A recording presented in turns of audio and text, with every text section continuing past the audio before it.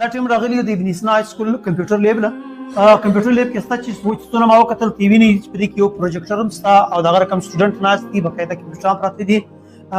لیب اټینډنټ چې کوم دی د کمپیوټر څوک چلوي کمپیوټر روم چې څوک چلوي د هغه سره به خبره کوو. دا ټیم سره ولاړ دی نقیب صاحب چې کوم دی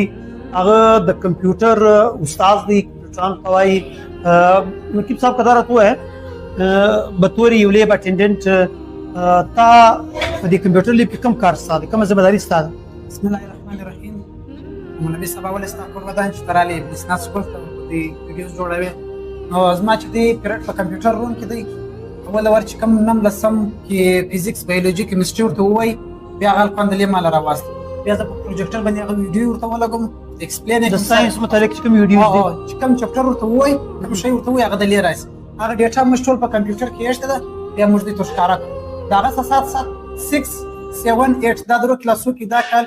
کمپیوټر یوټس د خپل بوکس دی نو ارته ټیچران چې کله بوکس ورته وایي بیا هغه راځي نو لس دانې موږ درته کروم بوکس ورته ایښتی دي کروم بوکس دا شی دی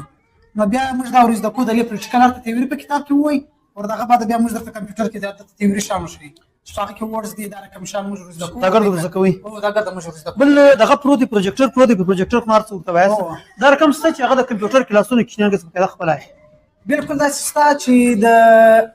اول کلاس چې ونیسه د 5 کلاس راځي هغه د بنیادی کښنی ویډیو ورته لګو چې د دې سر په خلاصېږي د 6 د ټن هغه ویډیو ورته لګو چې د دې کورس مطابق هغه د ساينس په باره کې دی د کمپیوټر په باره کې دی او د دې د کورس مطابق